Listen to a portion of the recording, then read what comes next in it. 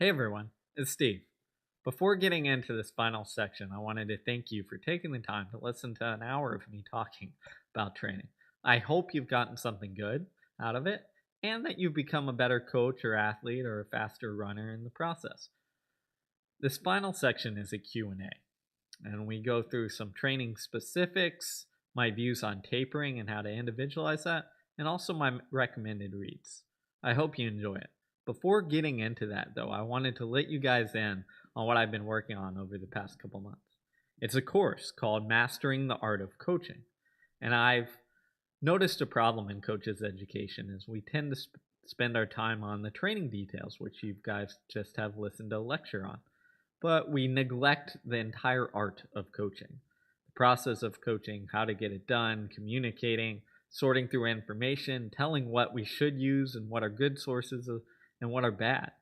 That's what makes up most of your coaching, is dealing with human beings and athletes. So what I've done is I've taken lessons I've learned in my decade of coaching, of hundreds of books read, hundreds and probably thousands of research articles read, and I've tried to condense those into the best, most usable information that I wish I had when I was starting as a coach. So what you get is over 4 hours of lectures from me, specifically made just for this course that you won't find anywhere else. And you also see articles I wrote, special bonus items. So I'll talk a little bit more at the end of this, but please check it out and see if you want to sign up for the course. I spent a lot of time, a lot of resources. It's just not these months doing it, but it goes back decades of learning and taking notes and deciphering, figuring out what actually matters. So enjoy this last Q&A and then consider taking a look to see if it's something you want. So what I find is you don't need to do a lot of them. I'm looking at it maybe once every 3 to 4 weeks when we go like really to the well and kill it. So that you're looking at doing that during a season maybe 3 or 4 times max. All right, sweet. Steve, what do you do? Besides your own, what books do you recommend? Only my own. Oh man, on training or just anything? Coaching in general. Coaching in general. If you're looking at competition, there's a great book called Top Dog. I forget who it's by. I think it's Ashley Merriman. But it's fantastic for understanding competition. Honestly, from a training standpoint, I love like the old books. I love reading original Arthur Lydiard. There's a couple other books. Harry Wilson has a great book called Running My Way. Who else we got? I don't know. Actually, go to my blog, scienceofrunning.com. Click up at the top. It has recommended reads. Tons of coaching books. That's my list. Anything else? What do you do for warm up. So here's the thing. Everything about our program is very individualized. Okay? Mostly we do 2 miles, and then we go through dynamic stretches, dynamic drills, strides. I teach everyone a plethora of drills to do, and then I say, do what makes you feel good. So, again, I give them a choice, give them autonomy. My best kid there, Brian, all he does for his warm-up is he runs 2 miles and he does strides. He does no stretching, no drills, nothing else. That's it. Because that's what makes him feel good. So, I think we obsess over the details, but it's feeling good. A quick story. One year I had, we went up to the Armory, ran an indoor race. One of my guys was coming off of a knee pain. He felt good. He was going to race. I was handling another athlete because, it's chaos indoor track. They warm up on their own. He races. I'm watching him run the 800. I'm like, man, he gets out really slow. Like, what's he doing? Like, why is he in the back, like 5 meters off the back? Anyways, ends up running 150 indoors, which was a PR. I come and talk to him afterwards. I say like, hey, that was awesome, great job. Why'd you get out so slow? You were in the very back, like you were off the back of the pack.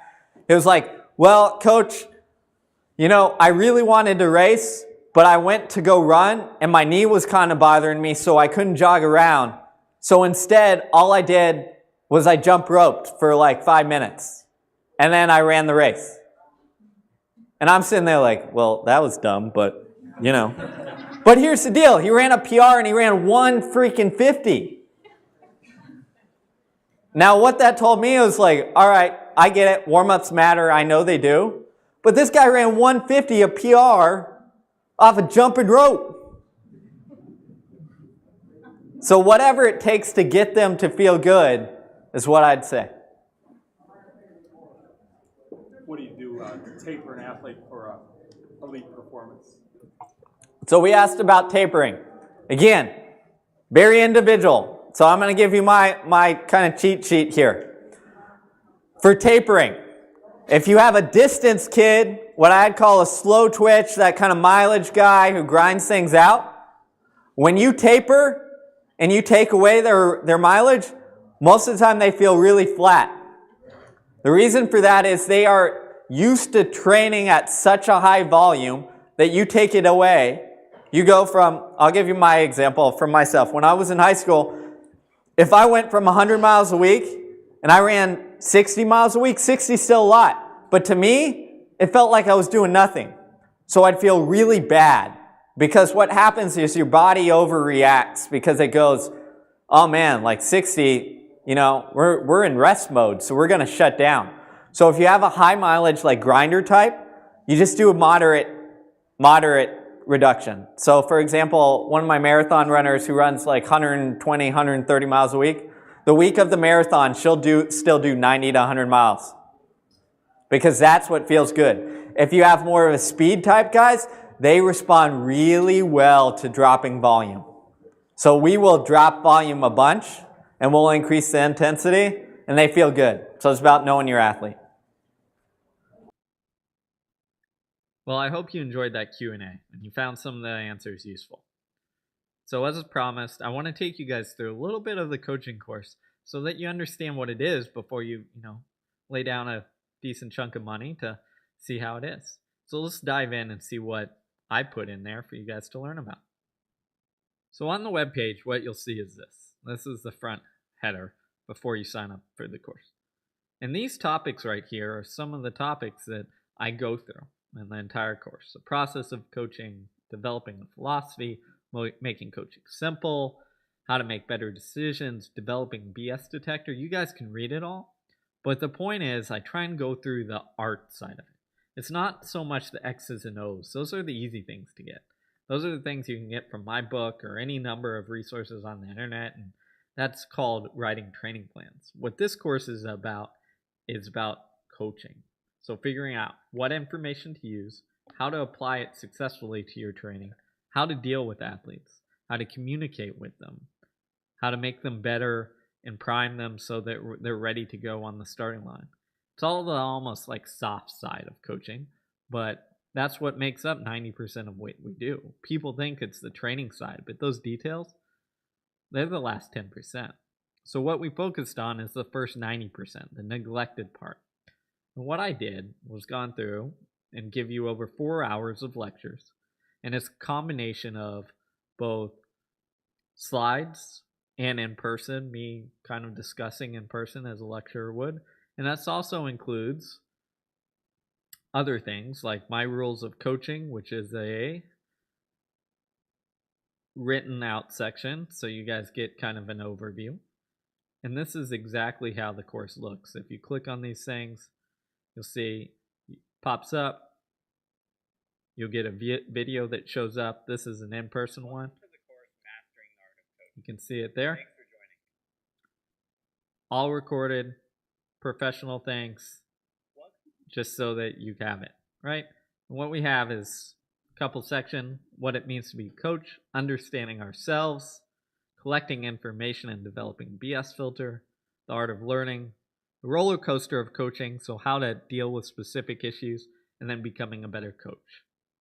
And what I've also done is I've included a couple bonus items in this one if you sign up soon. First one is my coaching philosophy handbook, and then the second is my recommended reads. Now, since you watched my previous video lecture and spent an hour of my time, I'm also including for you guys who sign up a copy of a training plan I wrote for one of my elite athletes. So you get to see day to day what they did for 3-4 months leading up to a big race, and hopefully it helps you in coaching. But what I wanted to show you is this, just so you get an inside look. So this is an example of one of the bonus items. It's my cheat sheet guide to coaching, my coaching philosophy. And it's 7 pages of basically every principle I use in coaching, down to hiring people, down to selecting good athletes, my training philosophy, athletes philosophy, training goals, motivation, how to use it, what it works, how to create team cohesion, season review, looking forward, all sorts of things. So it's a lot of information. As I said, it's over 4 hours of lectures, which is a lot of hearing me talk. Apologies, guys. Hope you enjoy it. But it's broken down to make you a better coach. And if you don't enjoy it, well, return it within your first 30 days and you'll get a money back guarantee. So my goal here is just to make you a better coach. So please check it out. See if it's something that, fits your fancy. If you're at that point to want to be a better coach, then take a look over at the site. The link is below, and sign up and see what it's at. As you can tell here, it's $99. Well, that might seem like a lot of money. For 4 hours of content, that's a steal. Think of how much coaching conferences cost just to hear an hour talk. I mean, if I go speak at a conference, I get paid from anywhere. I've been paid anywhere from $1,000 to up to $9,000 for an hour's talk. So this is 4 hours worth of material jam-packed in there, all created specifically for this. And it's just to help you guys, become a better coach. It's to make sure that you guys can almost skip some of the grueling work that I had to do to sift through all the books and articles and mentors. And I know those all matter, and you guys should look at them too, but to maybe give you a leg up as you go through that process. So take a look, and thanks for checking out, and I hope that you guys are on your journey to becoming a better coach.